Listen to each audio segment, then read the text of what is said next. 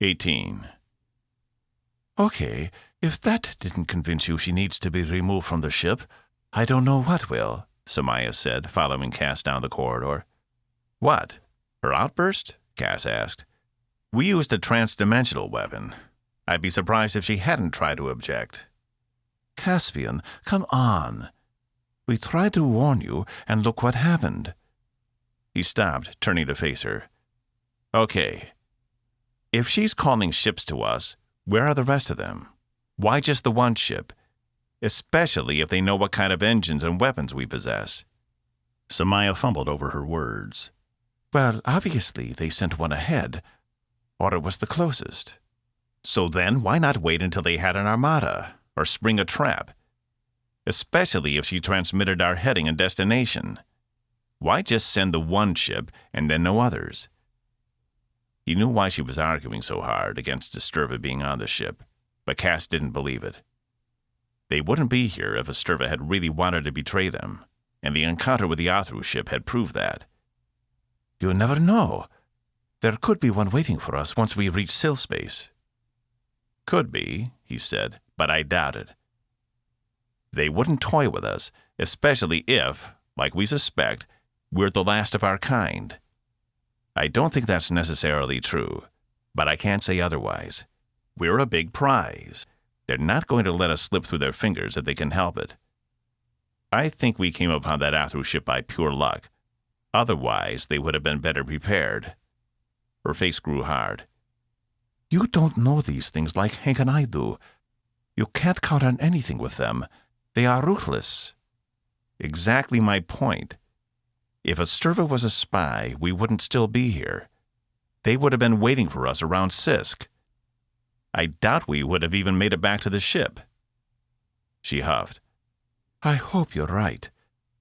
God, I forgot how stubborn you could be. Right back at you, Cass said, heading back down the corridor. We all just need to calm down. We've got a long way until we reach Sill space, and we all have to manage not to kill each other before then. He looked over his shoulder as she walked fast to keep up. I heard you and Zenfor had a pleasant experience while we were on the planet.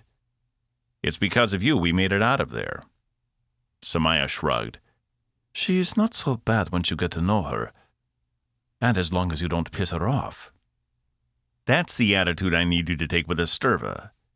She's here to help us, and I need the entire senior staff acting like we actually want her here. Especially since nothing I seem to do in her presence is right. She chuckled. She really does seem to have it out for you. But you have to understand, we fought these things for almost 2 decades. I can't just pretend like all that didn't happen, or get over it. I saw the Athru slaughter our people. I saw them decimate our starbases and planets and everything in between. Asking me to just get over it is like asking me to reverse time. It's not possible. He slowed. You're right. I can't imagine what you've had to go through for all this time. I suppose if I had been fighting and hiding from an enemy for as long as you have, I'd be angry too. But in a way it's a good thing I didn't, because it allows me to see what you can't. Her face turned sour, and she was about to say something when he stopped her. That's not an insult. You have been through literal hell, and survived, which is more than 99.9% of the people out there. But like anything, you've been in the trenches so long, it's hard to see beyond the hill. Because I've never been there, because I've had the privilege of skipping all of it, I can see the blind spots. And I think Estrva has a blind spot. Had this been your ship, would you have let her aboard? Hell no. I would have aimed the guns for the surface and blown her out of existence, she said with emphasis. Yeah, that's what I thought, he replied. I wanted you to be the one to debrief her, but I'm having second thoughts. Samaya laughed. You think? Do you have a suggestion? Anyone who might be able to gather as much information from her as possible? It wasn't that he didn't trust Evie to tell him what she knew, but she was too close to the situation. He needed someone who could be impartial, whose emotions wouldn't cloud their judgment. Belmont, she replied without missing a beat. One of your commandos from Starbase 5? Cass asked. He'd met the young man briefly when they'd gone over to the station to try and boot up the computers. He probably wasn't older than 20. Commando is a loaded word, she replied. Technically, everyone over there was a commando if we needed them to be, or an engineer, or a waste reclamation supervisor. People did what needed to be done. But Alden Belmont has a gift for speaking with people. There's something about him that makes them trust him immediately. And he's good. He often counseled people back from the edge of despair. And let me tell you, it happened a lot. Even to me. Cass nodded. Okay, Belmont it is. Tell him we need everything she can tell us. We're going to have to take all of it with a grain of salt. But the more information we can get, the better. And what about diazole? Samaya asked. It wasn't an accusation, and yet there was an underpinning in her voice, something that told Cass Samaya didn't trust Evie at all. She'll have to stay out of the way for now. I'll explain the situation to her. We won't reach Sill Space for 6 days, assuming Zenfor can get the drive back up and running. So we have at least that much time to pry information from Esturva. Though I think if she's going to talk, it won't take that long. Samaya shook her head. I sure hope you're right about all this. And Athru aboard the ship. I just don't see how it can be a good thing. Cass smirked. People used to say the same thing about Zenfor. His stomach rumbled. He couldn't even remember the last time he'd eaten. Join me for a meal? You know it. I'm low on protein today anyway. Gotta build those muscles, so the next time I get knocked into a wall, it doesn't cripple me. Cass didn't say it, but he was thankful they'd found Samaya and the others back at Starbase 5. It was like he'd found a lost piece of himself. That in itself was worth more than he could vocalize, so they continued on to the mess in silence. The doors to the brig slid open, and Alden Belmont stepped in. His short blonde hair had fallen into his eyes, and he brushed it back without even thinking about it as he walked to the far side of the room. In the first cell sat 5 people who did nothing but stare at him as he moved past. He could only assume these were the traitors Commander Geisen had told him about. Ignoring them, he walked to the furthest cell, which held only 1 occupant. He'd never actually seen an Athru before, only heard about them from others or seen blurry images. He was relieved to find her features weren't nearly as monstrous as some of the people on Starbase 5 had led him to believe.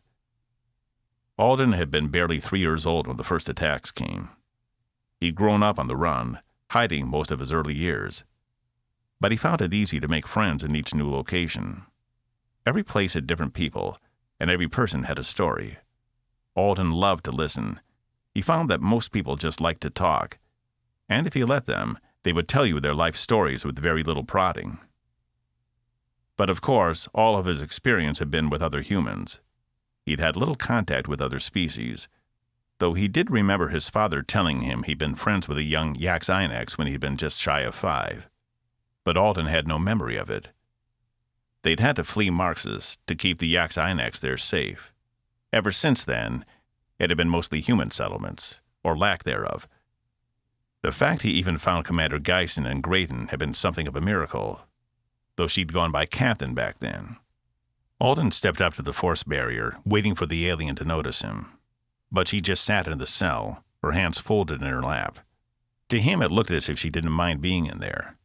She wasn't like the other prisoners, whose faces told him they'd do anything to get out of their cell. No, this one was content to be, which might make getting her to talk difficult. People opened up when they needed to get something off their chests, or if they wanted something in return. If Alden had nothing to offer other than a friendly ear, he might not get very far.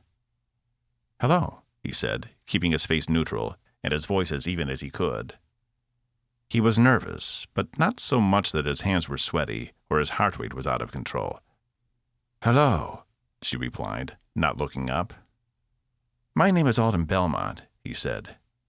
"The captain has sent me here to debrief you, and to ask what you might be able to tell us that will assist in our mutual goals." That is a very eloquent way of telling me you want my secrets to destroy my people, she replied, her eyes still cast at the floor. Isn't that what you told your daughter? Alden asked. He hadn't brought any notes with him. He typically worked without them. Though he had read all the personal reports on what had happened on the surface and since they'd returned to the ship. All except for Evelyn Diazol, who had refused to release her personal records. He hadn't pushed her, as he could tell there was something very personal she had learned. To him, it didn't matter. This was her birth mother. It was expected there would be some personal information shared between them that should remain private. He wasn't interested in gossip, only what might help his new crew. I suppose I did, but I'd rather not destroy all of them, if possible. I'd rather remove them from this area of space, to drive them out so they'd never return. You can't trust her, Doc, one of the other prisoners said from the other cell. Alden turned to her. I'm not a doctor, just someone who wants to help. You want to help? Get us out of the cell. We're not the traitors here. They are. She pointed to the Athru. Alden had also read the reports on what happened with the attempted coup aboard the ship. He'd been in his quarters at the time, had missed most of the action, only finding out about it once they'd come into orbit around Sisk. That was fine with him. He'd had enough of the constant barrage of crises brewing and was just happy to have a warm and comfortable bed for the first time in at least 10 years. How everyone that had come over from Starbase 5 wasn't holed up in their rooms sleeping, he couldn't figure out. But the coup had spoken to a larger problem. He had never attended the academy and had been gifted a field rank of lieutenant junior grade from Commander Graydon. But still, he intrinsically knew the forceful removal of the ship's captain was a pretty good case for mutiny and subsequently imprisonment. You violated your oaths, he said, and you're right where you belong. Now, if you please, I am trying to have a conversation. He turned back to Esterva. I'm sorry about that. She finally looked up. What do you have to be sorry for? He shrugged. Some people seem to believe you don't belong on this ship. And you're not one of them, she said. I'm just here to listen. I don't have an opinion about it one way or another. Which was technically true. While the Athru had been systematically wiping out all of humanity ever since he was a little boy, Alden had never seen their destruction in person. At least not until Tempest showed up to evacuate them. It was as if all the truly bad things happened in far-off places like Earth, places he'd never visited or seen. In a way, it almost wasn't real, even though the logical part of his mind told him it was. He'd been told by most of his peers to hate the Athru, but he wanted to understand them instead of fly at them with blind rage. But he also realized this was easier for someone like him who'd never really known the comfort of the Coalition.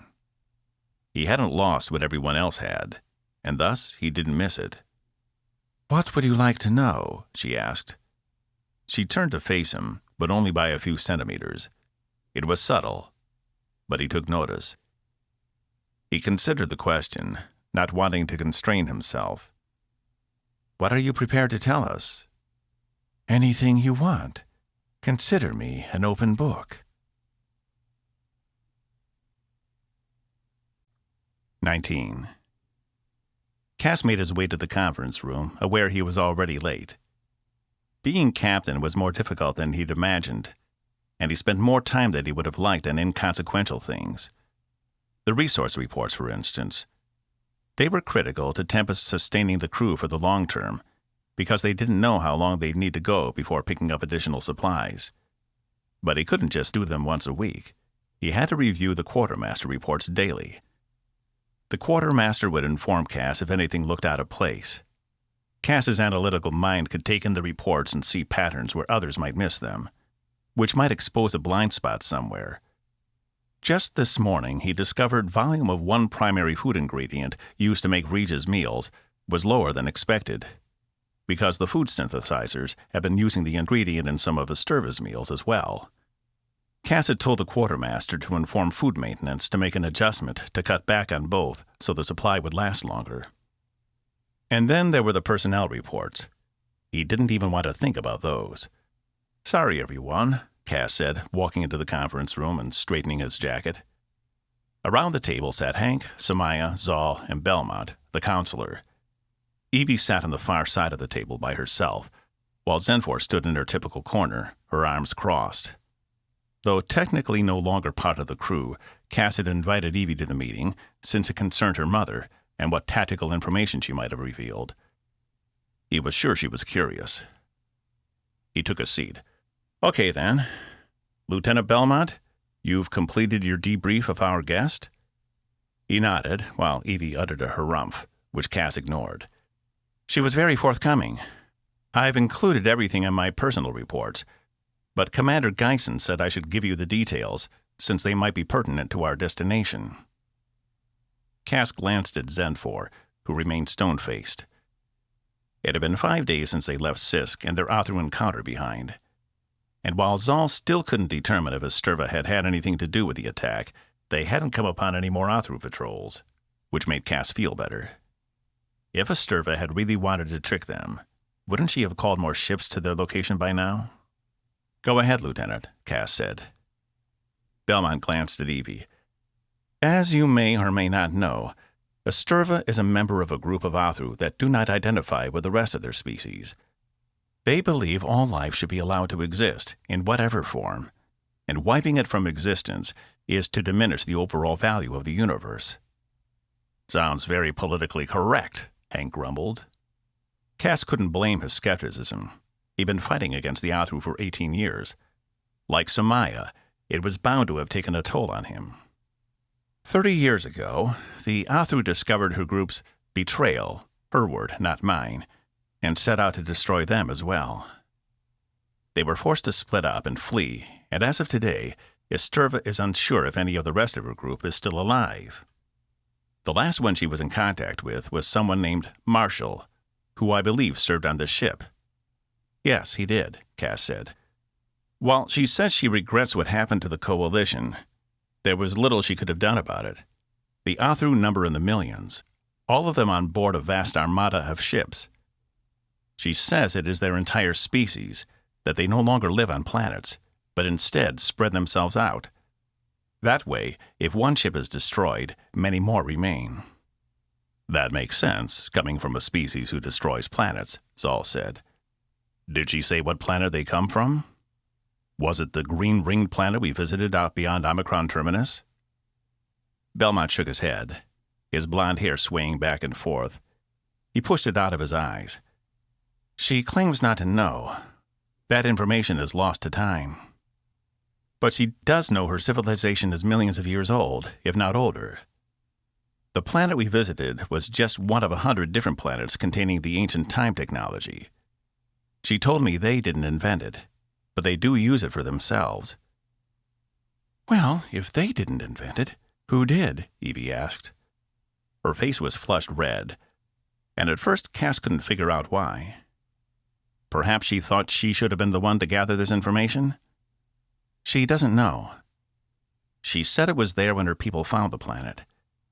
And she says they used selective breeding over the course of millions of years on that planet to strengthen their genetic code with certain traits. By Kor, Samaya whispered. They selectively bred themselves? Over that long a period of time? How? Belmont turned his hands to the air.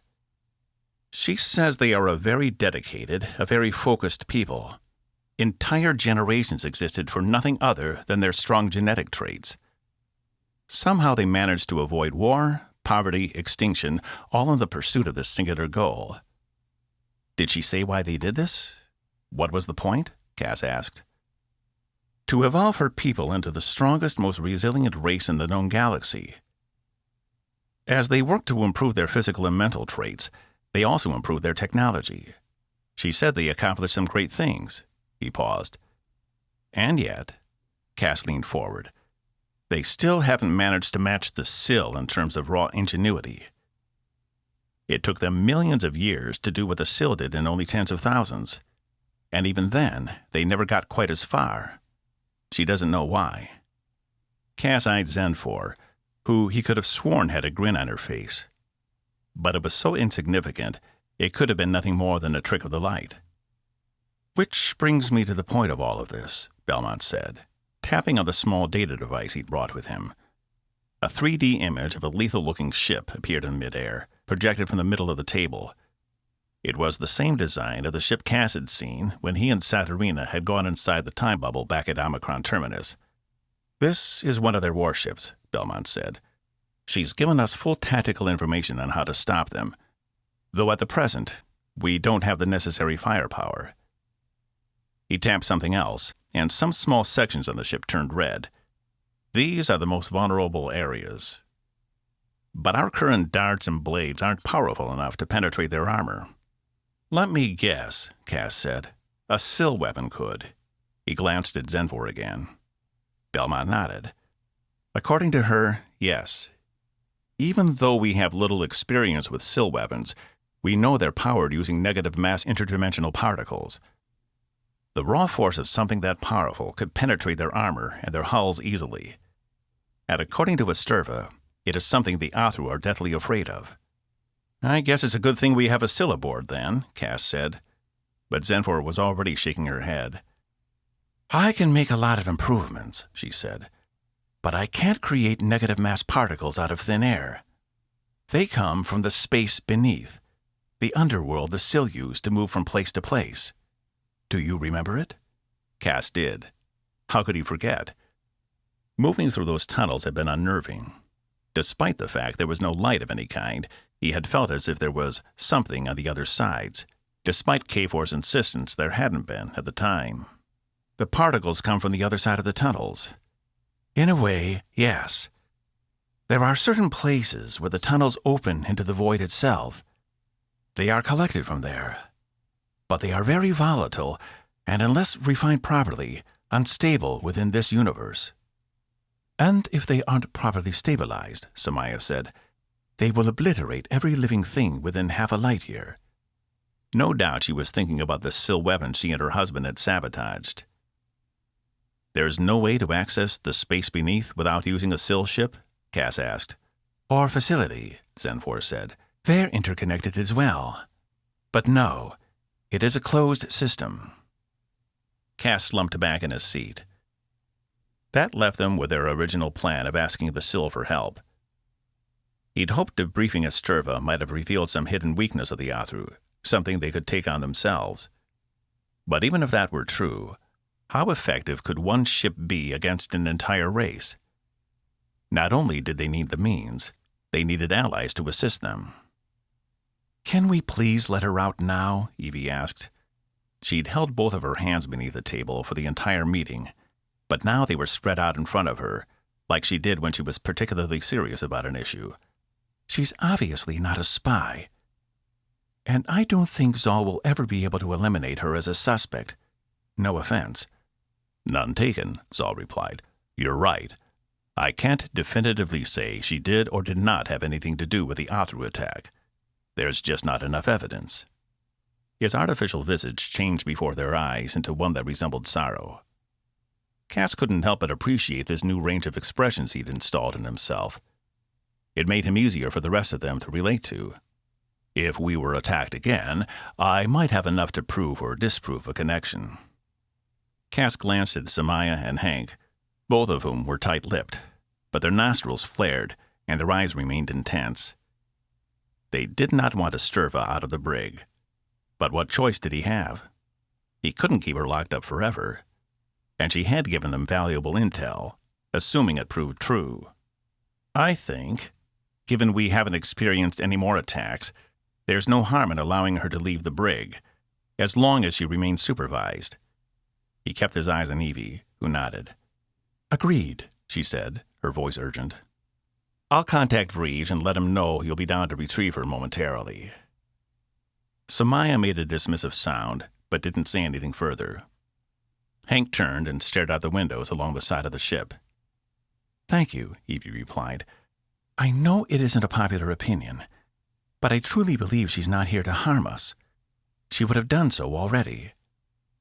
Cass's comm rang, and he tapped it to accept.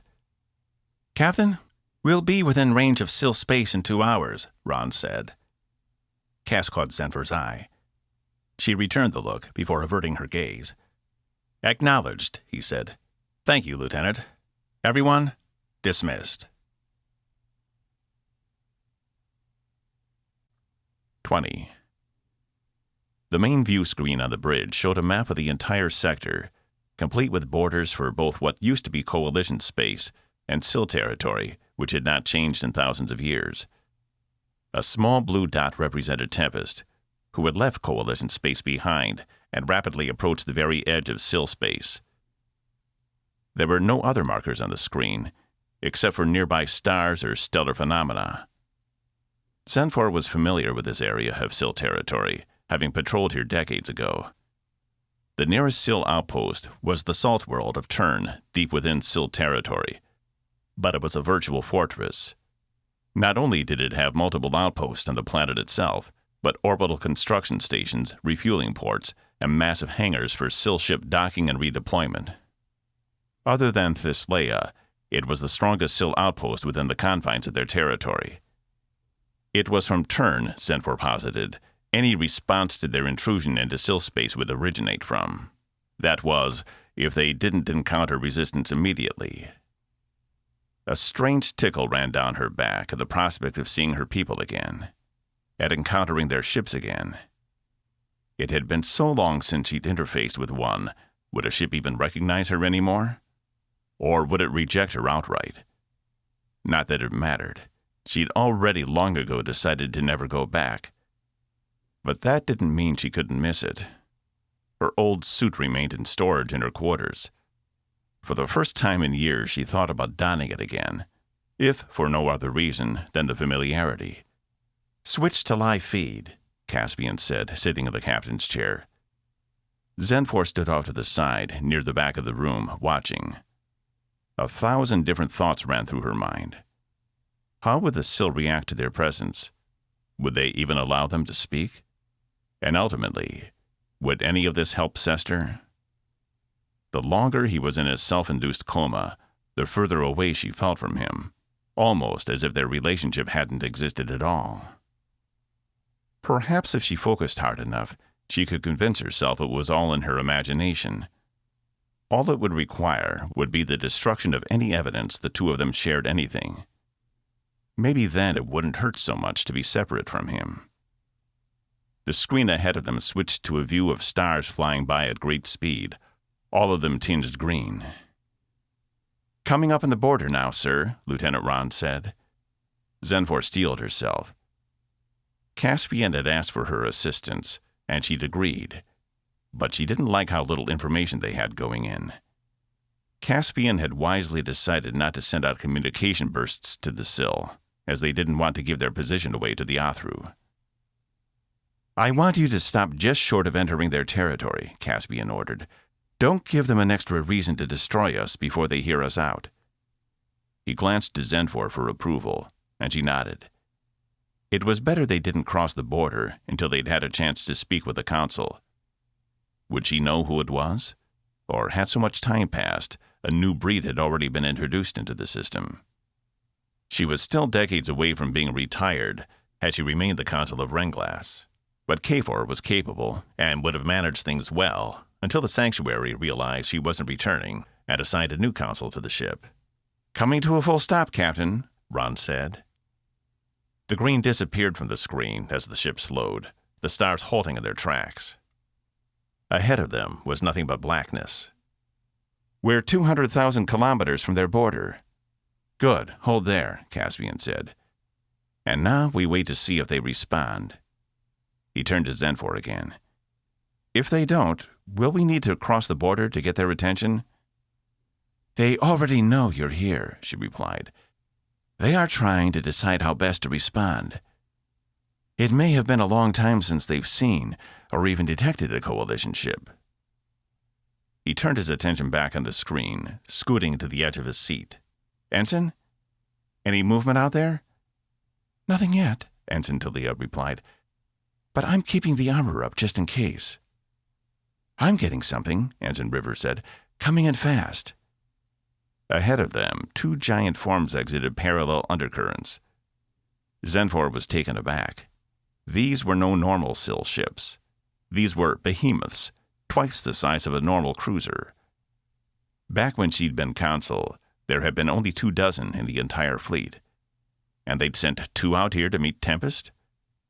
She did not consider that a good sign. "Well, there's our answer," Caspian said. "Open a communication." "Sorry, sir. One is already coming in," Talia said. "Coalition ship. Do not cross into Syl territory under penalty of death. This is your only warning. Any further action on your part constitutes an act of war, which will be retributed swiftly." Caspian motioned for Zenfor to stand beside him. "Am I missing something here? Or are they more xenophobic than usual?" Zenfor bristled at the term xenophobic, but she let it roll off her back. If she took in the evidence objectively, it did seem like an overly aggressive response. The Syl had a policy of not allowing outside ships within their territory, but she'd never seen a response like this before. "It is out of the ordinary." "Open a comm anyway," he told Talia. When she nodded, he continued. "Syl vessels, this is Captain Caspian Rabot. I am the same human who visited your ship Renglass over 18 years ago and forged an agreement with Consul Zenfor. The consul is here and would like to speak with you." There was no response they could see. Caspian glanced to each of his bridge officers. All of them looked as perplexed as he was. All except for the first officer, Hank. His gaze was as hard as ice as he stared straight ahead. Zenfor stepped forward. "This is Zenfor, one-time consul of the Renglass. I am daughter of Masmal, daughter of Idelfor, the executioner. 18 years ago, I agreed to assist the humans in a threat I believed endangered us all. I return to you having seen that threat for myself, and to ask for your assistance." "We're getting a response," Talia said. Finally, Caspian said, "On the main screen, please." The ships in the distance disappeared, and were at once replaced by a figure clad all in black, runes decorating its body from head to toe. As was typical, the person's face and all their features were obscured by the suit itself. Above its head, suspended in midair, a light blue jewel glowed bright. Beyond the figure was a standard layout of a Syl bridge, with other figures at their stations behind the person they were meant to speak with. "Consul Rotgal," Zenfor said. "It's been some time." "It has, Zenfor." His voice was husky and sharp, like the length of a twill blade. "I didn't know you were rated to be the consul for a behemoth," she said. "Because we never interacted beyond the training grounds. I've been a behemoth commander for almost 22 regulations. But enough stalling. State your business." "I am here speaking for the people on this ship. They are under my protection and will not be harmed by my hand or another's." Rotgal didn't respond. Without being inside her suit, she wasn't connected to them and couldn't detect how he would react. All she could do was present their case and proceed from there. "Furthermore, stopping here is a formality. We will be allowed to cross Syl territory to speak with the Sanctuary. We wish to negotiate a treaty to assist in the elimination of the race known as the Athru, which have invaded and decimated what was once the sovereign coalition of aligned systems." "I see," Rotgal replied. "We do not concern ourselves with the affairs of inferior species. You know this. And no human ship will be allowed to cross Syl borders, regardless if they are under your protection or not." Human ship. He hadn't said coalition ship. "Rotgal? What are you hiding?" "I hide nothing. The Syl have forged a treaty with the Athru, as they are a worthy species and deserving of our respect. We have held this treaty for nearly 8 regulations, and I will not break it to allow a single ship to cross our borders. The Syl care not about the humans. But rest assured, if you cross into our territory, you will be obliterated." "This is outrageous," Zenfor said. feeling her cheeks grow warm. In fact, her entire body had warmed. "You dare treat a fellow Sill in this manner? Don't forget, Radcal, I am not so inferior." "Are you sure?" he asked. Had he been a human, she would have sworn she'd heard a smile in his voice. But that might have just been a side effect of living with him for so long. But before she could respond, the picture of Radcal disappeared, replaced by another figure in a different place. This face was somewhat wider, but still hid behind a mask. It took Zenfor a moment to recognize the runes in the front and the purple glow from the gem above her head. "No, it can't be," she replied. The figure reached up and grasped the gem, its glow going dark as soon as it was disconnected. Then it reached behind its head, unclipping the helmet, and removed it to reveal the disfigured face. "Zenfor," she growled. The entire right side of her face, all the way to her eye, was charred and blackened, as if it had been a piece of wood in a fire. The bluish skin around the wounds had turned an ugly red, reminiscent of the crimson ponds in the Rutak province. The eye itself was partially damaged as well, the pupil having turned from sparkling to a solid gray, and her hair was missing over half her head. "Meless," Zenfor whispered. She couldn't quite believe it. "What happened?" You and your precious humans," she replied. The back of Zenfor's neck burned. She had never expected to see Meless again. Not after what Commander Geisen had told them about what happened to Starbase 8, where Meless had been stationed when Tempest left for Omicron Terminus. How had she survived the Athru attack? "I don't understand," Zenfor said, trying to gather her bearings. "You assisted them in ways you knew were forbidden. I knew it the moment they began hiding reports from me. I suspected then what our own sensors tell us now. You gave them the microhole technology, rebuilt their engines. You advanced their own culture by using technology from our own. You have broken our most sacred covenant." Her face was twisted and angry, and her wounds only enhanced the effect. "I did what was necessary," Zenfor said. "Had I not, the ship would have been destroyed, and we would have had no knowledge of the Athru threat." Meless laughed. Actually laughed. It was a sound she'd never heard from her before, as if the familiar part of the woman had broken off and been lost forever, and all that remained was this raging creature before her. "There was no Athru threat, not to the Sill. Had you not gone off on their ship, you would have known that. The Athru are a superior species to the humans and others in the Coalition. We have no quarrel with them. If the humans were worth so much, how was it they couldn't stop the Athru from destroying them piece by piece?" Before Zenfor could answer, Meless continued. "You already know. It is because they are duplicitous. It is their defining characteristic. They lie and they deceive, and they do it all in the name of protecting the greater good, when in reality, all they are protecting are themselves. It caught up with them." This was not the same woman Zenfor had left back at Starbase 8. She had cared for Meless, and to see her like this, it was almost unbearable. She needed to know. "What happened to you?" she asked. She didn't care that they were on a mission anymore. She didn't care the entire bridge crew was watching her. "I trusted the humans. I guided them without giving them our technology, and they improved, just as we discussed.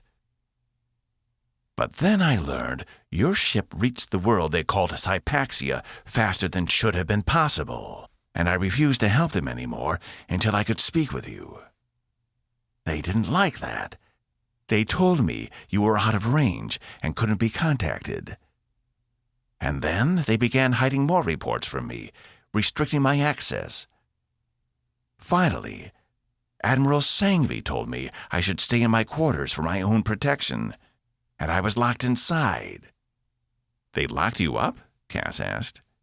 His face was a shade paler than it had been before. No doubt he was questioning his own decision to imprison Esterva. "This," Molest said, pointing to her face, "was my reward for breaking free, for stealing one of their ships and modifying it, allowing me to return to Syl space. But by then, they had bigger problems." "The Athru attacked," Cass replied. "Correct." Zenfor couldn't help but wonder what would have happened had Molest been allowed to contact her before they left for Omicron Terminus. She'd known at the time what she was doing was against what she'd learned as a child in Syl society. But the more time she spent with the humans, the more ridiculous those ideas had seemed. Had she been infected in a way? By their ideas or their morals? She'd done everything she could to remain Syl. And yet, she'd helped them, where Molest had not. "Did you see nothing in them worth saving?" Zenfor asked. "No. I kept my distance, as you should have, as you told me to. We were there as consultants and nothing more. But now you've become a collaborator." "Saving life is not a crime," Zenfor yelled, the heat rising in her cheeks. "How quickly you forget your own superiority," Molest replied, her own anger abating. "You've become bewitched by these lowly creatures, and as punishment, you will share their fate." "Molest, stop this. Allow me to speak to the sanctuary. The Athru must be stopped." Molest grinned. "No, they will not be stopped. They will continue to do as they please until every coalition race has been subjugated. And we will stand by and do nothing, because it is not our concern. Your compassion has overridden your good judgment. You will never see the sanctuary or Thesleia again." "Captain," River said, "I've got 5 incoming hostiles. Looks like they're all Athru." "You gave them our location?" Zenfor asked through gritted teeth. "Ratgal told you. We have a treaty. It stipulates any human contact is to be reported immediately. And I see humans right there beside you." She grinned, then replaced her helmet, locking it in the back. She also replaced the gem above her head, causing her entire suit to glow purple for one moment. Zenfor turned to Cass. "There's nothing more we can do here. We have to leave." He looked like he was about to argue, but going up against 5 Athru ships was suicide. They'd have to find something else. "Helm, point us toward open space and activate the undercurrent. Best possible speed. And get that thing off my screen." The blank-faced figure of Molest remained for a moment before cutting off and returning to an image of a starfield. Zenfor balled her fists and stormed off the bridge, seething. "Lieutenant, change our heading a few times, just to be sure. I don't want those things extrapolating our course." "Already on it, Captain," Rod replied. Cass tapped his comm. "Tyler, she's probably on her way back down. Make sure you give her a wide berth." "Understood," Tyler replied. Cass slumped back in his chair. So the Syl had entered into a treaty with the Athru. That complicated matters. But it made sense from the Athru standpoint. It removed the only threat to their power in the quadrant. The Syl probably liked it, because they didn't have to lift a finger to assist. They could sit back and let the Athru take the coalition apart piece by piece, and never have to worry about any more meddlesome ships approaching their border. He didn't know who had initiated the treaty, but it had been a smart move. It also left Tempest high and dry. "I'm open to suggestions," Cass said. "They sign a treaty with our mortal enemies? And that Syl dares to call us duplicitous?" Hank fumed. "You can't trust anyone in this universe. How did you even manage to get in to see them the first time?" Cass pressed his lips into a line. "Subterfuge. Not exactly my finest moment, but it got the job done. But now..." "Now, we don't have any recourse," Samaya said. "They were our only hope." Without access to SIL weapons, there's nothing we can do. Cass shook his head. He wasn't willing to give up on the SIL. This just meant it would be harder to get in and get access. The Athru had invaded and destroyed the Coalition. That couldn't go unanswered. And he wasn't about to leave all of the rest of the Coalition worlds cut off from one another, out there scavenging to survive. He didn't care what it took. He would find a way to rid the Coalition of them one way or another. Cass tapped his comm again. Evie? Yeah? Is your mother out of the brig yet? We just left a few minutes ago. Why? He could hear an unspoken accusation on the tip of her tongue, like she was expecting him to tell her to put her right back in there. Just wanted to make sure you didn't have any problems. Cass out. Meless had been right about one thing. Humans were much too fearful of species that weren't part of the Coalition. It was time to stop acting like they had something to fear from everyone and take a leap of faith, starting with Esturva. 21. Evie had been avoiding the strange looks from the rest of the crew as she escorted Esturva from the brig and back to the general quarters. Frege hadn't been thrilled about her leaving, but at least he hadn't put up a fight, like the pilots in the other cell had. Evie hadn't heard insults like that since her academy days, back when the trainees used to haze each other over trivial things. Not that she couldn't hurl a few good insults herself, but the unrestrained vitriol coming from them had been palpable.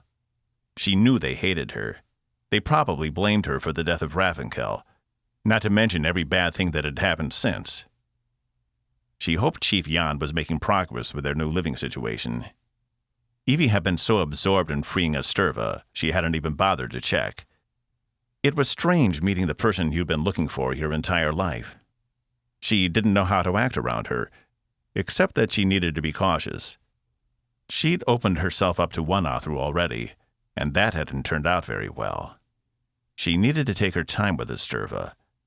And now that she had provided some valuable intel on the Athru, Evie wasn't under so much pressure to get some big tactical secret from her. Instead, she could finally begin asking the questions that had been plaguing her ever since finding Esturva on Sisk. Where had she been all these years? Why had she left Evie with her terrible father? And who was she, really? Was Evie supposed to be herself, or the other, Dagnya, who'd infiltrated her mind? There were so many questions. They walked most of the way in silence, the sheer number of things Evie could ask clogging up the pipe, so she didn't know where to start. Evie had tried pointing out certain aspects of the ship she thought Esturva might find interesting. But when the tall woman didn't respond with anything more than a nod or a mumble, she quit. She needed to stop trying to impress this woman. She needed to get her answers so she could finally have some mental peace. "These aren't my quarters," Esturva said as they approached the crew door. "They're mine," Evie replied. "I'd prefer to talk where I'm comfortable." The door slid open to reveal the room, close to immaculate in its condition. Evie led the way in and took a position near the bed. Esturva followed, the doors closing behind her. But her attention was on the room itself, Evie's trinkets, of which there were few, as well as her pictures and personal items. "Have these always been your quarters?" she asked. Evie nodded. Even when she'd been promoted to captain, she decided not to move. Though it would have meant more space, she liked her quarters, and moving was a pain in the ass. It turned out to be a good decision, since she would have had to move right back out again anyway. But let Cass have it. She didn't want the large captain's room. Her room had been more than enough space for just her, and she liked how it was cozy. "I need to ask, did you have anything to do with that ship that attacked us?" Esturva turned to her eyes wide. "Still? You've been my biggest advocate. I would have thought for sure." "Yes or no," Evie said, not allowing herself to be distracted. She needed to hear the woman say it to her face, instead of just making vague comments. Esturva crossed her wrists in front of her against her robe. "No. Informing the Athru where we are is counterproductive to my goals." "Which are?" "I've already explained this to the Belmont boy. Must I go through a second? Answer me, Evie said. Esturva stared at her a moment. I told him I wanted to remove the Athru from Coalition space, to destroy them if necessary. But I think you know there's more to it than that. I want to stop their incessant drive for destruction. They are so obsessed with turning themselves into the ultimate representation of what is possible, they've forgotten who they are. Humans, Bulak, everyone else, they don't deserve to die because the great Athru deem it so. You want to save them, Evie said. From themselves, she replied, not moving. This path they're on will only lead to one inevitable conclusion. Once they've surpassed all other life in the galaxy, they will turn on each other. Evie took a seat on the bed. Is that what they really want? To what end? Esturva shrugged. It seems that way. But even I don't know what the Athru leaders are truly after. All I know are the orders that come down through the system. It seems to me they're only interested in humans, Evie said. For now. Something caught Esturva's eye, and she walked over to Evie's closet, which had been propped open. She reached inside and pulled Evie's sword from the back. The sheath had slipped away, and the polished metal must have picked up the light. The sword seemed to glow in Esturva's hands. You have it, she whispered. My grandmother's sword? Yes, she gave it to me when I was young, Evie said, walking over to Esturva.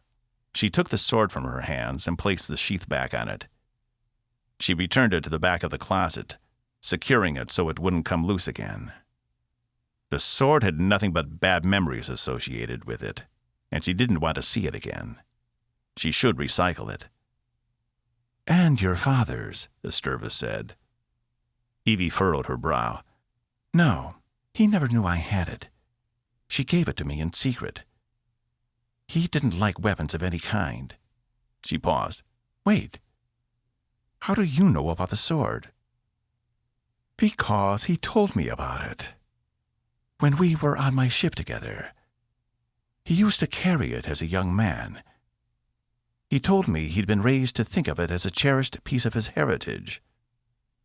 I never knew that, Evie said, staring at the place where she'd stowed it in the closet. But that only made her want to get rid of it more. If it had been tainted by his hands, there was no reason to keep it. He renounced it before joining the Coalition, or so he told me. He wasn't interested in becoming a soldier. Instead, he preferred to focus on science and art. Those were his passions. Yeah, I'm aware. Evie could remember countless nights after she'd gone to bed where Osborne would be up working late on some set of calculations for the Coalition. And when he got stuck, he painted. It was a rare morning when she came down to find overnight progress hadn't been made on at least one of his paintings. It was so strange to think of him carrying the sword in his youth. She couldn't picture it. Why then would my grandmother tell me to never mention it to him? If he'd owned the sword before me, I don't see... He was ashamed and angry at himself, Esturva said. She stood, stoic, in the middle of the room, as if it were the most comfortable place in the entire ship. Ashamed of what? Evie had never known the man to have an ounce of shame in his body. He certainly had no problem with his discipline toward her. Of what he had done. Of what the sword represented for him, she replied. Evie sat in the bed again, waiting for her to continue. When your father was young, he was much more... arrogant is the most appropriate word. Arrogant and brash. He was given the sword as a gift when he turned 15, and he wielded it with swagger. He told me the sword made him feel important, like he had power, and he enjoyed the attention. Evie stamped down the heat rising in her cheeks. She'd felt the same thing once upon a time. Back when she'd first owned the weapon, and even until recently. Until she'd actually had to use it for the first time.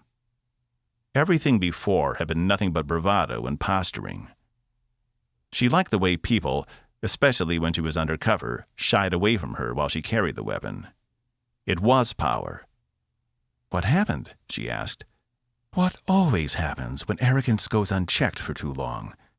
It flourishes until there is pain or death." "He killed someone?" "Almost. He was being careless and ended up stabbing one of his best friends through the chest. Powell, I believe his name was." "Jasper Powell?" Evie leaned forward. "Yes. You know him?" Her eyes glittered with interest. "I know his son. We spent time at the academy together. But I didn't know our parents knew each other." Elias had always been kind to her, but she could never figure out why. He had never asked anything from her. She'd always figured he'd just been friendly. He had even helped patch up Cass after he got into that bar fight on Starbase 8. "Oh," she said, her voice growing small. "I guess he's dead now." "Unfortunately, that's probably true," Esterva said. "Did you ever meet the elder Powell?" Evie shook her head. "His son must have known who you were." "Why does it matter?" Evie asked. "Because Osborne was convinced Jasper Powell had it in for him. After the accident and Jasper survived, they didn't part on very good terms. When I met Osborne, they hadn't spoken in years. And yet, he still felt guilty about it." Evie couldn't stop a laugh from escaping her lips. "Guilt? From my father? Are you sure we're talking about the same man here?" Esterva nodded. "Guilt was the reason he renounced the sword. Swore never to pick it up again. He would have destroyed it had your grandparents not intervened. They saved it, I assume, for you." "But why?" Part of Evie wished her father had destroyed the sword. Then Laura might still be with her. "Your grandparents valued legacy and personal heritage. That sword has been carried by generations of Diazols. They wanted you to carry on the tradition." "That sword is cursed," Evie replied. "Your father thought so too, which is why he never wanted you to have it." Evie shook her head, standing. Her entire life, her father had barely showed her any kind of empathy. And now she was supposed to accept he actually did care, and hadn't wanted what happened to him happen to her? Except it had. And now it was so much worse. At least he never killed anyone with a sword. Evie was up to how many? A dozen? Maybe more? "I don't believe it. He was too involved with himself to worry about my well-being. He made that much abundantly clear." "Evelyn, your father was a warm and compassionate person," Esterva said. "It was what made me fall in love with him." "Stop saying that," she yelled.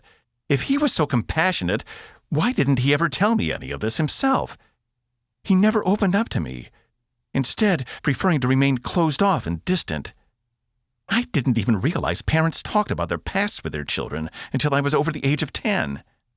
No, he was not compassionate or warm. He was happiest when I left him alone."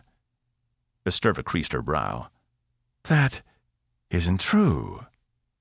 Evie closed her eyes and rubbed her hands down her face. "I need some fresh air."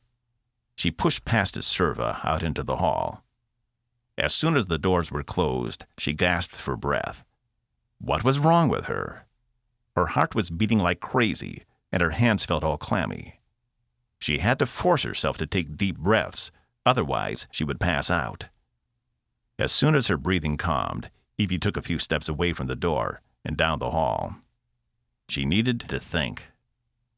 All of this about her father was too much at once. The person Esterva described was the polar opposite of the man she'd known. It didn't make sense. But she needed to work this out. Otherwise, it would drive her crazy. Evie continued down the hall, not looking back to see if Esterva had followed her out or not. At this point, she didn't care. 22. The door to engineering rolled away. Cass had given her an hour to cool down, but they didn't have the luxury of time. Now that the Sill knew of their existence, they'd have every Athru ship swarming the area to find Tempest. Their only hope was to keep outrunning them, but they could only keep that up for so long. As he'd predicted, Zenfor had come right back down to engineering to work. Though Tyler said she'd stomped back in, sending anything not bolted to the deck plating flying off whatever it was perched upon. But when Cass glanced around the space, he didn't see her at her normal post. He caught Tyler's eye. It was still difficult to accept the one-time ensign was now older than Cass was, and he came strolling over. "Captain?" Cass bristled. He wished there was a provisionary captain rank. Despite all of this, he was just filling in. "Where is she?" Tyler pointed to the far end of the room, where Commander Sester lay curled up in his ball. Beside him, Zenfor stood, her hand on his immobile form. "Has she said anything?" Cass asked. "She worked at her station for maybe 5 minutes after she arrived. Then she went over there and hasn't moved since. I've instructed everyone to keep clear of her. But there are some power gauges on the other side of Commander Sester we need access to. It just seemed like the wrong time to intrude." He was right about that much. Disrupting her could turn out to be dangerous. But Cass didn't have a choice.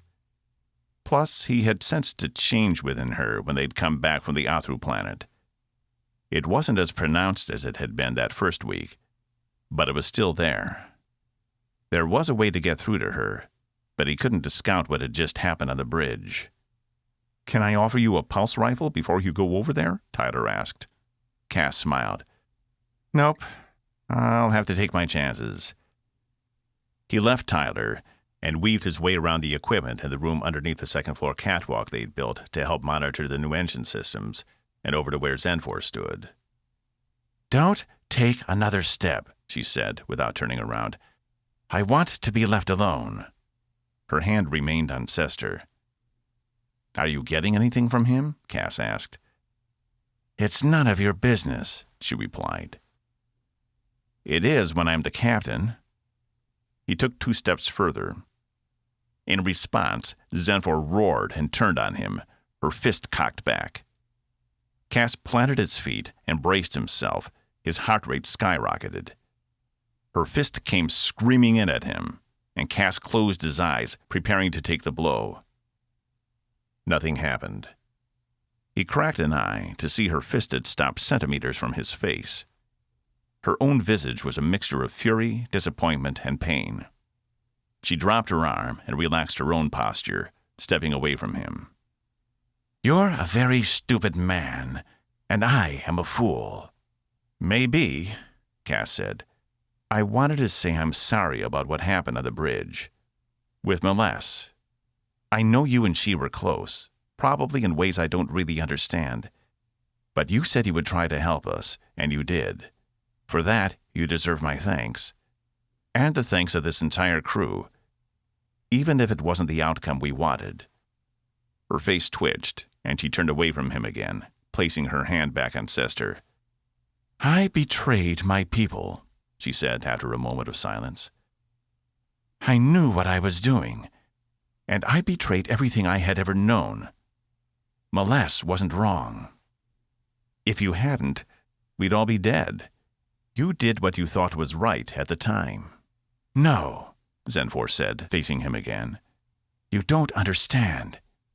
It was when I decided to be something other than a consul that I betrayed them. When I came aboard this ship and entertained the idea of leaving what I've been bred to do for something more. I've always wanted more. I just never had the opportunity to have it. This ship gave me that opportunity, and I seized it with both hands, never looking back. I betrayed it all for my selfishness. And if I had the chance to do it again, I would." She glanced at Sester. "I knew then I was leaving it all behind, that I'd never be welcome back in Sill society ever again.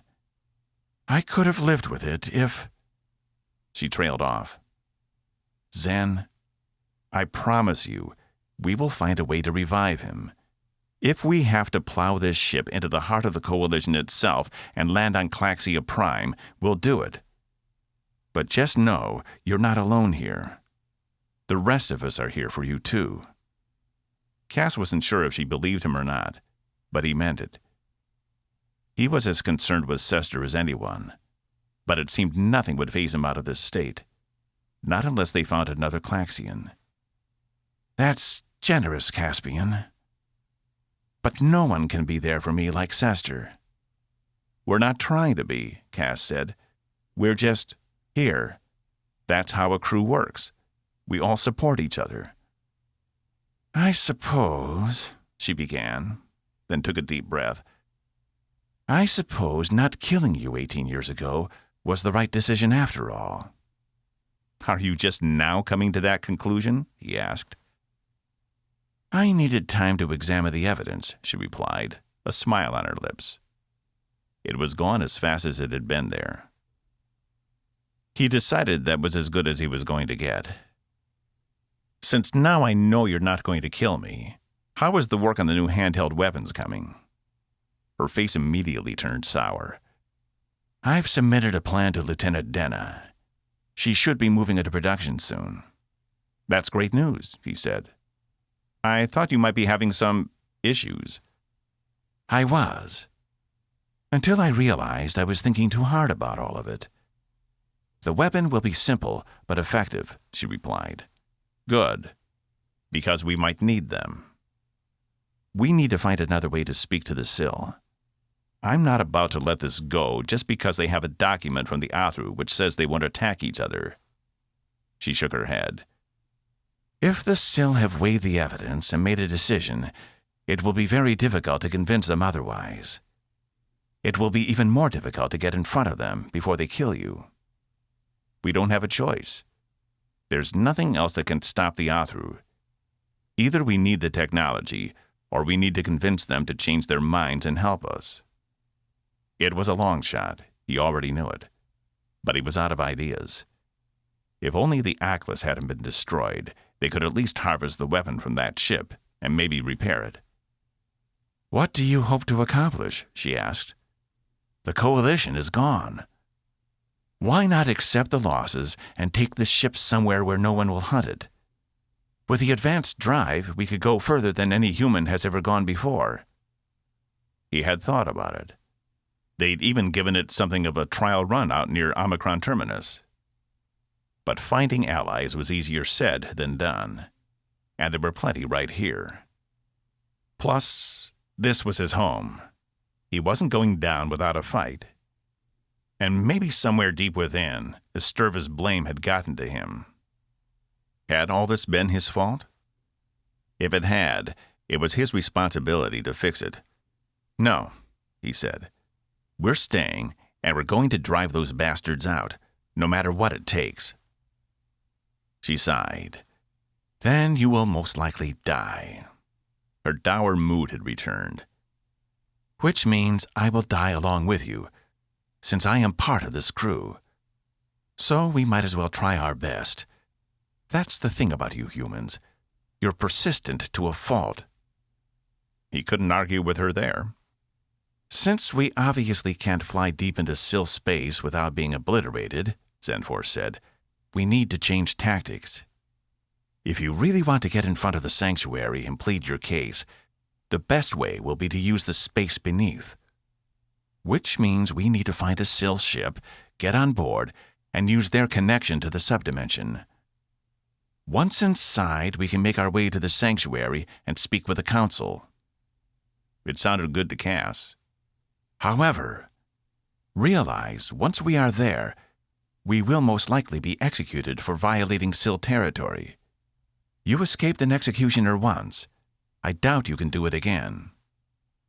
Cass recalled all the blood and fur and guts all over the floor of the execution room. The stench had been horrible. He had no desire to go back. But what choice did they have? He'd pled to Zenfor once upon a time, and had been successful. He just needed to do it again. Which meant he needed to find something the Sill valued more than their treaty with the Athru. "Okay," If you can get me in there, I can—" "You weren't listening. I said us." "Zen, you're not sacrificing yourself for this. You said yourself what they'll do to you if you go back." "I'll be treated like any other inferior form of life that tries to intrude on society," she said, resignation in her voice.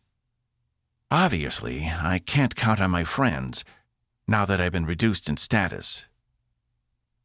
"Which is why I need to go alone," he replied. She shook her head. "You can't access the space beneath unless you're with a Sill. The ships only respond to us. Have you forgotten your imprisonment?" He hadn't. He'd nearly suffocated trying to get out. But it had turned out K4 had let him go and had followed him as he wandered the space beneath Zenfor's ship. "You'd be willing to do that?" "Without me, you'll never find your way to the sanctuary," she said. "Even if you manage to gain access. I have to go. There's no other choice." He was at a loss for words. He hadn't known Sill could be so noble. "I don't know how to thank you," Cass said. "Just promise me you'll tell the crew if we die, they'll revive Sester. If I'm not here, Evie needs to be. Or someone he's close with, but preferably her." Her voice had lost any humor and had taken on a hollow sound. "Why her?" "Much like he and I, they have a unique relationship. Knowing she's there when he wakes up is the cost of my assistance. I don't want him to be alone. He's had enough of that in his life." Cass was touched, but he didn't dare say it. "I'll relay the message," he said. "When do you think we can begin searching for an appropriate target?"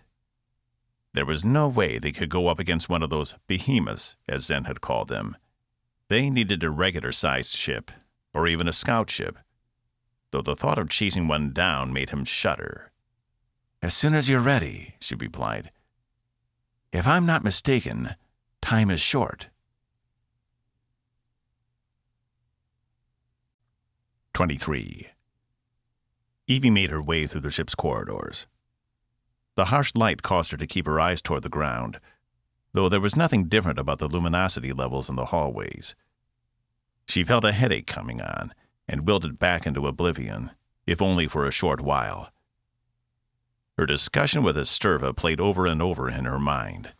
Primarily, the discovery her father had once possessed her sword. She hated no one had ever told her that they'd all decided to keep it a secret from her. Not only Osborne, but grandmother and the others before he finally scared them all away. He'd had the sword, he'd used it, and he discarded it. The way Grandma had made it sound was like he didn't even know it existed. She had been very clear to keep it a secret and never let him find it. Not that he had much chance. She left home only a few years later.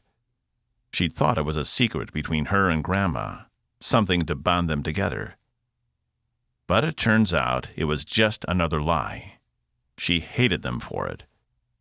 Evie passed a few people as she walked. Most didn't show a hand or make any kind of acknowledgement. And it was all because of that damn sword. If she hadn't had it on the planet, she never would have killed all those crew members. Marshall would still be here instead of her mother. And Laura? Evie stepped into the nearest hypervator and took it down to 14. She hadn't had a destination in mind when she left her quarters, but now she did. She hoped Esturva was smart enough not to leave the room. She was probably more interested in going through Evie's things while she was away. That was fine. She could search through every pocket as far as Evie cared. There was nothing to find. It wasn't as if Evie kept secrets. It seemed things were only kept from her, not by her. She skirted around the main entrance to sickbay, crossing into an adjacent corridor, and headed down to a double door near the end of the hall. This entrance was technically for when they brought a body to the morgue, so they wouldn't have to move bodies through the general population. She entered her old command code Cass still hadn't deactivated, and the door whooshed open, revealing the morgue and the doorway to sickbay beyond. Evie checked to make sure it was clear, then stepped inside. It was cool in here, but not so cold she was shivering. In front of her was the wall of shelves where the crew had sustained themselves for seasons and years at a time, while Zenfor and the others rebuilt the ship. Now they contained nothing but the bodies of her victims. She placed her hand on the wall, noting the names of each person she'd killed. If she had just done one thing different, if she'd never have gone out searching for the Honduras, it wouldn't have ended up this way. Or if she'd fought harder against Rockron and not agreed to let him examine her mind. Or if she'd stayed up on the ship with Wave 3 instead of telling Wolf to do it because she was too worried about Laura. Or if her father had told her about the sword, maybe she would have just left it back on Sisk rather than bringing it along and wielding it like she knew what she was doing. Every decision she had made had led to this, and she would take it all back if she could. She choked back a sob and moved her hand over to Laura's shelf. Inside, the woman she loved lay peacefully, her body preserved until the funeral. The truth was, they'd had plenty of time to have ceremonies on the way to Sill Space. But Cass had said it wasn't the right time. Not until they could take a solemn moment and give their comrades a proper send-off. Everyone was on edge, and he didn't want an Athru ambush to disrupt the ceremonies. Evie found she couldn't disagree. "I really miss you," she whispered, her hand still on the shelf. "And I know I don't deserve to talk to you. Not after what I did. But I don't know who else I can go to." They hadn't been together long, but she'd never connected with anyone like she had with Laura. The woman just got her, instantly. And that had been a rare thing in Evie's life. Laura would have understood how hard this Asturva thing was. She would have been there to help and support Evie through it. She hadn't realized how much she'd leaned on that support until it was gone. "I want to tell you how sorry I am," she finally added. "I just wish you could hear me say it." She leaned down and lightly kissed the drawer. It was cold against her lips. Evie looked over at the shelf next to Laura's. Inside were the remains of Captain Green, having been inside for over 18 years. She sighed. "I guess I didn't turn out to be captain material after all. You should have chosen a different first officer." The sound of a throat clearing cut through the air. Evie spun on her heels to see Zack standing behind her. "Sorry," Zack said. "I needed something from cold storage. I didn't know anyone was in here." Evie dropped her gaze. "It's fine. I just needed to clear my head." The air hung between them, heavy with expectation. "How are things going with Asturva?" Zax asked. "She's out of the brig now, right?" "How do you know?" Evie asked. Zax shrugged her top shoulders. Her lower hands held a small screen. "I like to keep track of potential unknowns on the ship. In fact, I'm still going over her scans. There's a lot to unpack here." Evie nodded, then headed for the door before the silence between them became any more awkward. "I'll leave you to it." "Have you ever read my personnel file?" Zax asked. Evie turned back to her. Zax's top arms were crossed, and she leaned against the side of the door frame, her 6 eyes sparkling. "Of course. I read it as soon as I came aboard. Why?" "Because none of it's true," Zax said, a smile on her face. Evie narrowed her eyes. What was she saying? Was Zax a spy too? Was she like Marshall? "Well, all the medical qualifications are true, but most of the history isn't." "What are you talking about?" "About 40 standard years ago, I was stationed out on Axinal Ilitaxica. Do you know it?" Evie thought for a moment. "It's a Yaxinax colony, a moon orbiting a gas giant in the Messer system." She paused. "Wait. 40 years ago? Your file has you listed as only 45. You were serving when you were 5? "Unfortunately, that was a lie too. I'm older than what my file says, by about 20 years. It was a conscious decision on my part to help it look like I had nothing to do with the incident." "Incident?" Evie asked. "I'm not sure how familiar you are with Yax-Inax history, but at the time we were in the middle of colony disputes with the Remothians. It was before they joined the coalition. But because Axonal Illotaxica was so small, we must not have warranted very high on the priority list. We called for reinforcements, and even the Yax-Inax governing body put in a special request. But we were 500 colonists on a disputed world. What was the coalition going to do? Come in with guns blazing? They were trying to hammer out a peace agreement with the Remothians. They didn't want our problems to inconvenience the negotiations." "I don't remember any of this," Evie said, thinking back about coalition history. There had never been a mention of a skirmish on Axonal to her knowledge. "Probably because of me," Zach said. Evie didn't know what to say to that, so she kept her mouth shut.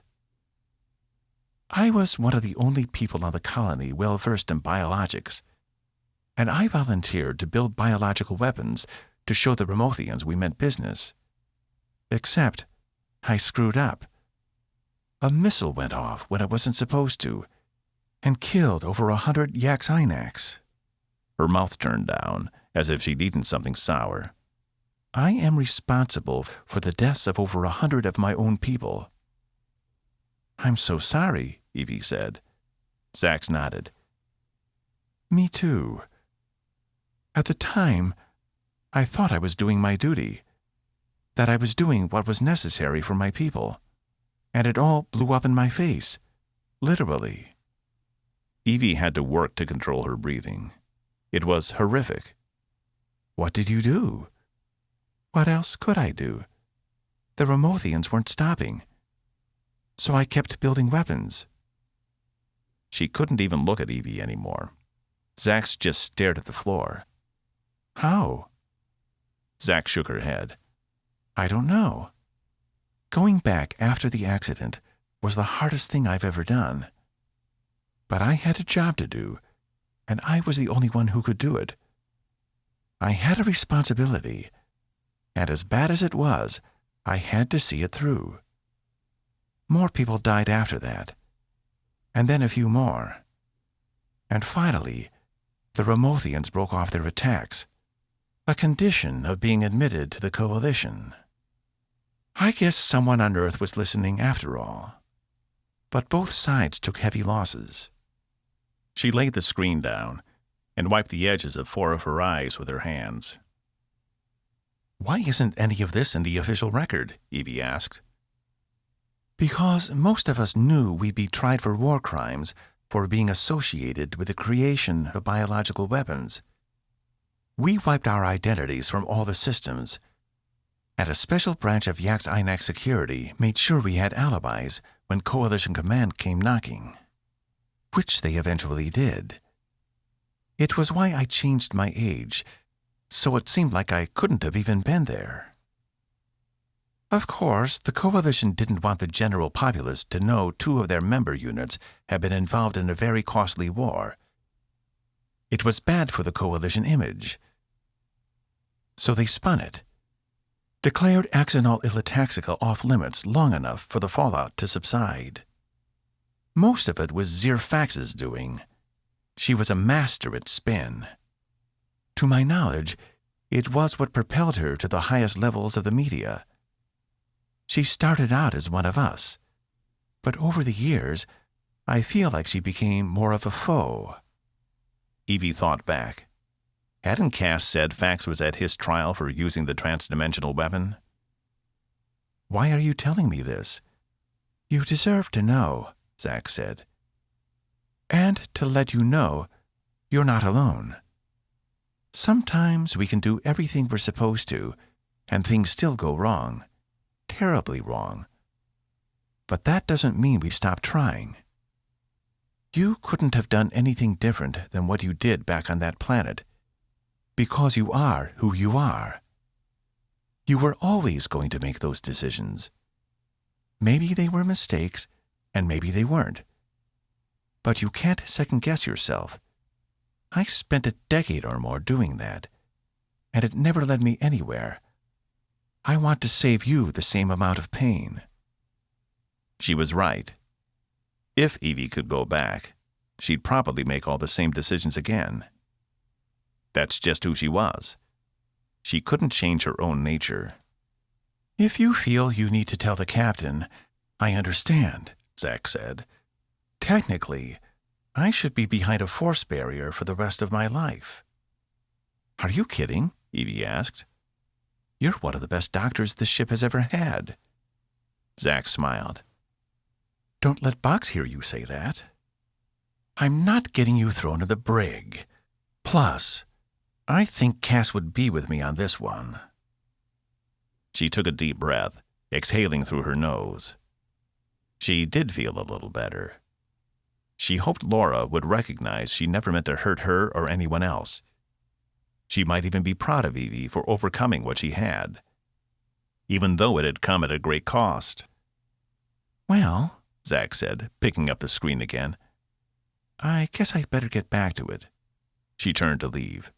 "Wait," Evie said. "Didn't you need something from cold storage?" Zach grinned. "I got everything I needed. Thanks for listening." She returned to sickbay, leaving Evie standing near the stasis units, wondering how best to see this thing with the server through. She needed to reach back to her roots and stop dancing around the issue. She couldn't second-guess herself. She should just ask her questions, all of them. Whatever happened, happened, and she'd deal with it accordingly, no matter how horrifying the answer. Determined, Evie left the morgue behind. 24. Adjust the output to 72% and initialize the transitory particle interceptors, Zenfor said. The view screen had turned back into a map showing the surrounding area, but all that showed on the screens were stars and other stellar phenomena. "The particle interceptors?" Saul asked. "But won't those—" "And keep an eye on the subharmonic oscillation," Zenfor added. "If the frequency is too high, we'll never find them." She turned to Cass. "The ships generate a specific kind of field that resonates between this universe and the space beneath. It's the quickest way to locate SIL ships in the general vicinity." "That works for me," Cass replied. He didn't know what she was talking about. He'd never heard of a transitory particle interceptor before. But given how much work Zenfor had done on this ship, he wasn't surprised she'd added some of her own systems, no doubt based on SIL technology. "I think I have it," Saul said. "But the signal isn't stable." "It doesn't need to be," Zenfor replied. "We just need to send out one burst. Whenever you're ready." Cass realized she was talking to him, and he sat up straighter in the captain's chair. "Talia?" "Ready, sir," she replied. "Activate the interceptors," he ordered. A white flash filled the screen for a moment, and then the map returned, this time with 3 small red dots on the other side of the SIL border. "There they are." Zenfor walked over to Zol's station and tapped a few buttons. "Those 2 there are the behemoths we encountered before. Our best bet is to use the one that's isolated from the others. Based on the feedback we got from the pulse, it looks to be a regular-sized ship, not a behemoth." "Too much to hope for a scout ship, huh?" Cass asked. A Coalition starship, even one with SIL enhancements, had never gone toe-to-toe with a SIL destroyer. The best anyone had ever achieved had been the Atlas and its ill-fated mission to retrieve a SIL scout ship. The scout ships weren't much larger than the biggest shuttles, and they had very few crew aboard. It was why Rutledge had chosen one as a target, rather than go up against something bigger. Because even though the Atlas had been larger, the scout ship still outclassed it in weapons and maneuverability. According to Samaya, it had only been because the then Captain Soon had lured them into a trap that the ship had succumbed at all. If Tempest was going up against a full-sized ship, they better be ready. "Scout ships aren't plentiful. It could take weeks to find one along the border. The SIL don't send them out often," Zenfor said, still messing with Zol's controls. I think this might be the Bortos, but I can't be sure. She stared at the image on the screen. Is that a problem? Cass asked. No. We can still get in. But it helps if I know the ship and its crew. They can be different. And as you witnessed, the ships change when they wish.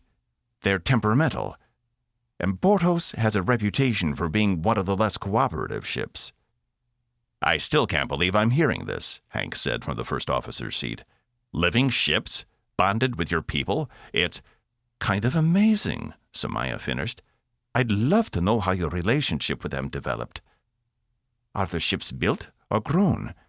And how are the crews assigned? What happens if the ship doesn't like someone? Does it just blast them out of an airlock? The ships are cultivated, Zenfor said. Because they are connected to the space beneath, we don't build them from scratch as you do. It's difficult to explain. Are they a naturally occurring being, or did you engineer them? Saul added. Cass put his hand up. Listen, we're not doing 20 questions right now. We need to determine if this Bortos is a good target, and if we can survive a strafing assault. What sort of countermeasures should we expect? Assuming they don't try and destroy the ship on sight, the first thing they will do is set up a variety of gravity nets surrounding the area, in the hopes Tempest will fall into one of them. If that happens, they'll be able to crush this ship into a cube no more than 1 square meter in size. God damn, Hank said. It's a powerful weapon, but not without its disadvantages, Zenfor said. Was that what your ship used on us back near the Quaval system when we first met? Saul asked. It is, Zenfor said. Then you didn't have the ability to scan for the gravity nets, but now you do. If you can keep Tempest out of the nets and moving before they have a chance to fire, we might be able to get a shuttle down to one of the docking hatches. Wait a second, Hank said, standing. No one said anything about a shuttle. I thought we were poaching their weapons. Cass shook his head. I've been down that road once before, and I don't plan on revisiting it. We need to get in and speak with the Syl ruling body, the sanctuary, as Zen calls it. We have to make our case. And tell them what? They've already made it clear they've sided with the Athru, Hank said. What's going to convince them we've got something to offer? Cass didn't want to admit he didn't have much of anything. He could give them the scans of Omicron Terminus, the Bulak, and the Athru planet, which might help with their star charts. But other than that, he had very little. They'd already incurred Molesses' wrath. He didn't want to exacerbate the problem. But at the same time, they were out of options. If you're accessing this space beneath, Samaya said from behind him, why not just collect the negative mass particles from there and come back? Why risk pleading a case you know they won't agree to? He'd considered that option, but dismissed it because it meant stealing their technology again. Though if Estreva was right, and all of this was his fault, perhaps taking a second look at a backup plan wasn't a bad idea. They were right. What if the Sanctuary rejected them again? Which was likely. They'd be left with no recourse, and most likely Cass and Zenfor would be put to death. Perhaps stealing the particles was what they needed to do to survive. A pit formed in his stomach, but Cass ignored it, weighing the pros and cons. Would it be possible? He asked. Zenfor stopped messing with Zal's controls and turned to him. To remove negative mass particles from the space beneath? Yes, though dangerous. And not with your existing equipment. We would need a containment system. But the portals that open to this space are guarded. Can we get past the guards? I can. But the ship will also know and try to stop us if we're not authorized. The ship can do what it wants. It could send you into a room with no doors and no windows, one that slowly shrinks until all the oxygen runs out or you're crushed by the walls, whichever comes first. That sounds like a cheery prospect, Cass replied. What I can't do is collect the particles and lead you to the sanctuary at the same time. You're saying we need a third person. I'll do it, Samaya said, raising her hand and standing. I would love to see the inside of that ship." "Commander," Hank said, "you can't be serious about going along with this plan. If anything, the captain shouldn't even be going. The captain's place is on the bridge, though some people seem to forget that." His eyes bored right into Cass, but he paid the larger man no mind. "I'm only here temporarily," Cass replied, "so my loss won't make that much difference. But I'm also the only one who has successfully negotiated with the Sill. It has to be me. I'm not sure they'd listen to anyone else." "They might listen to an Athru," Hank suggested. "Send a Sturva in?" "I'm sure by now word has come from Sisk that she's a traitor, which the Athru have relayed to the Sill. We can't assume they aren't talking. And that means her word would mean absolutely nothing in there." Cass turned back to Zenfor. "How do we get on board the ship?" "When a Sill ship generates a gravity net, it uses a lot of power to increase the relative gravity of a specific area. That power is drawn evenly from all over the ship, as to not make any one system more vulnerable than the other. But when a ship is holding more than 2 or 3 nets open at once, hoping to catch their enemy, their offenses and defenses are weakened. Our strategy should be to force the ship to generate more than 2 gravity nets, avoid them, then lay down cover fire while the small shuttle hides in the crossfire and docks with the Sill ship. If I can keep the ship calm, it won't immediately alert the crew to our presence. But the Bortos might not be cooperative, in which case we wouldn't have a lot of extra time to reach our destinations." "Let's just assume everything that can go wrong will," Cass said. "Is it still possible to reach the sanctuary?" "Improbable, but possible." "I'll take that," Cass replied. "And the particles?" Hank asked. "Will Samaya be able to harvest those?" "Once I show her how, yes. But if we don't return, she may have to make it back to the shuttle by herself. I can't say if the ship will allow that or not. It depends on how it feels about her mood and her intentions." Zenfor stared at Samaya, as if she were accusing her of something, and Samaya stared right back. "My only intentions are to make it back in one piece, and to put a hurt on the Athru." "Make sure you keep an open mind while we are there," Zenfor said. "The ship may recognize your role in the destruction of the Atlas, which can only help our cause." "The ships can read minds?" Cass asked. All of a sudden, he wasn't keen about returning. After what had happened to Evie, he didn't want anyone poking around in his brain, regardless if they were Athru or not. "They don't read minds, but they can pick up on feelings. If a Sill crew is properly aligned, a ship and crew will work together harmoniously, regardless of the goal. But true alignment is rare. Often, a few of the crew are out of place, or sometimes even the consul is assigned to the wrong ship. Adjustments are made over a series of regulations, eventually coming upon an optimal solution." "Was your crew optimized?" Cass asked. She bristled. "They were. And my absence left a hole that could not be easily filled. The ship had to begin all over again to align with the crew. It is fortunate we are not attempting to siege Renglis. I believe the ship would attempt to kill me before I even stepped aboard." Cass didn't want to push her for any more information. It was clear this line of questioning bothered her. Zen had been through enough. If this was what they needed to do to succeed, he was willing, though he could already tell there was a good chance he wasn't coming back once he went over to the Sill. The prospect didn't bother him as much as he thought it would. It was poetic in a way. All of this had begun with the Sill, and it would end with them as well. And if he didn't succeed, then he'd at least try to make up for his mistake. He could live with that.